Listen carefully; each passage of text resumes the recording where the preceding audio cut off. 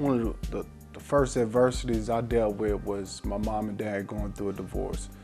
And, you know, kind of the separation initially, not having dad there. And I was about 6 or 7 years old, right around the age my son is now.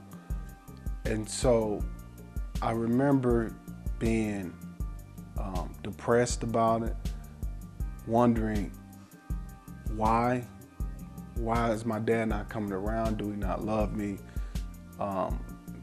Went through a difficult time not having him around for a number of years and seeing him sparingly, you know, asking him the question, but he not being able to answer it, you know. And so I remember there was a point where I got angry, you know, I got angry with him not being there. And when I think back, I probably lashed out a little bit, acted out a little bit, you know, in certain situations, maybe at school and maybe, you know, on the playing field at certain times, you know, but I came through that, you know, and being able to one day just sit down and have a long conversation with my father out on the porch. And this took place over the course of about a month. Just every week, you know, this was when I got to college, and I got a chance to you know, be able to drive myself to go see my father. I didn't have to depend on him at that point because I had questions. I wanted to know. And so over the course of the month, he healed me. My father healed me from all the things that I had went through, all the scars I went through as a kid. And still, even in college, up until that point, it affected me. I would still cry about certain things, about not knowing about my father. And so that healing, it was good for me, just having a chance to sit down and talk with him about his point of view and his thinking and all that kind of stuff. And then all was well. You know, it really healed me.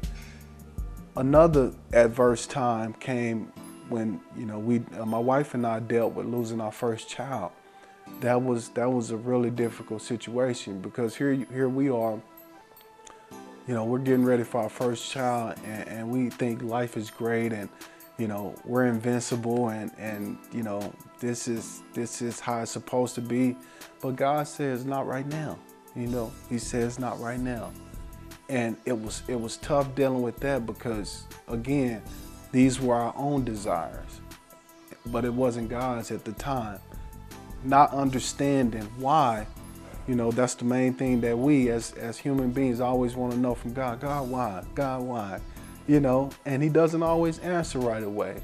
But getting through that situation and understanding that my wife at the time, you know, had a, you know, a disease that caused that situation, you know, and being able to get through that. And then now having two beautiful children that he has blessed us with, that is something that, you know, is a blessing, you know, if I should say. And then one of the other times was obviously not being able to play in one of the most critical moments of my life, one of the biggest games of my life. I had led my team to the championship game. The week before, I have a MCL injury, tore my MCL. And wondering at that time, this is what I said, God, why? And so obviously he didn't answer at that time, and I had to deal with just wondering, you know, if I would get another chance. And lo and behold, another opportunity came with another team. I was right back there in the same spot, playing the New England Patriots with a chance to move on. And that time, we won the game. And I felt like I was redeemed from that last situation of letting my teammates down, not being able to play. And so every situation that I've been through, every adverse situation, God has pulled me out and allowed me to see through it, but also blessed me 2 times fold.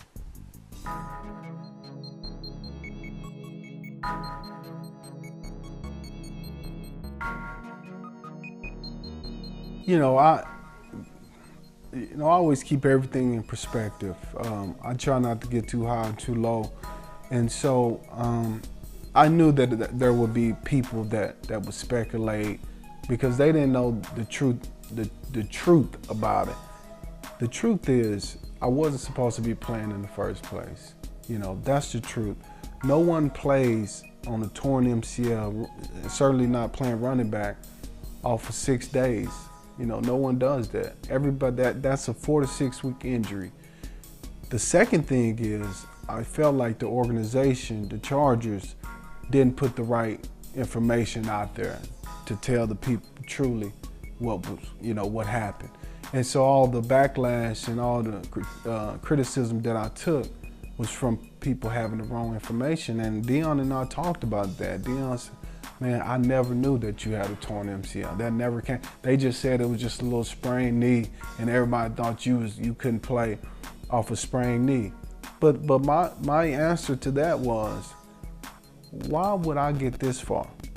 Why would I bring my team this far to the biggest game of my life and say I don't want to play?